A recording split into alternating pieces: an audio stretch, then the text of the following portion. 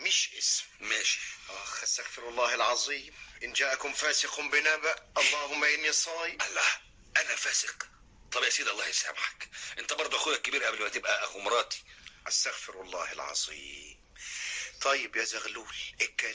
انا يا احمد يا اخويا راجل تاجر، والتجاره مش عيب ولا حرام. تقوم تركبني ذنب وتخليني ابيع الجنينه قبل المحصول ما يطرح وتخليني كنت هظلم التاجر؟ ما انا يا حمام ما كنتش اعرف راي الدين وان ده حرام، الله واعوذ بالله من الحرام. طب السمسره والمغالاه في الاسعار والكذب والاستغلال؟ ما انا ما كنتش اعرف، وطبعا وحياة صيامي ان ما تحلفش.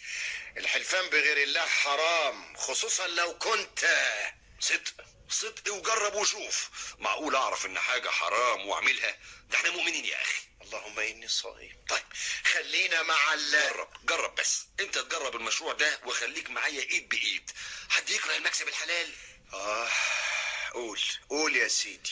في سلعة جاية بكمية ندفع تمنها والمشتري جاهز، مكسبها مضمون، فيها مكسب 50%. هايل. دي سلعة ايه دي بقى اللي مكسبها 50% وحلال؟ سلعة مجمدة. ومكسبها 50% ازاي؟ خلاص يعني المشتري ده ساذج قبله. افهمك، في السلعة المجمدة بيبقى في حاجة اسمها فرق الوزن. فرق الوزن؟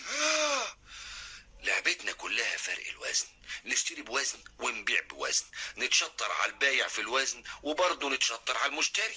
وده حلال ولا حرام؟ حلال طبعا، ما تبقاش حمالي بقى. استني بس يا داليا. ما دام قلت استني بس يا داليا وما قلتش اثبتي تبقى نص موافق يا حبيبي. والله ما انا عارف يا سيدي اكتبها باسم انا اذا كنت خايف من حاجة. نعم. هو انت فاهم اني اخاف من العباد وما اعملش حساب لرب العباد؟ ما فيهاش حاجة بقى يا حمام. ايوه يا حبيبي يا حماش. حماش. والله يا حماش بقى محتاس. طب ما نسمع رأي الدين اللي فيه الخلاص لكل الناس. ازاي يا احمد تبيع الجنينة قبل المحصول ما يطلع؟ ألا تعلم أن هذا ظلم للتاجر والظلم حرام؟ كما أن التطفيف في الكيل والميزان حرام. ومعنى التطفيف أن تشتري أيها الإنسان بوزن وتبيع بوزن آخر. كيف تزيد في الكيل والميزان إذا اشتريت سلعة من السلع وتنقص منها إذا بعتها؟ ألا تعتبر أن هذا هو التطفيف المنهي عنه؟ وقد سجل القرآن الكريم الويل لمن يطففون.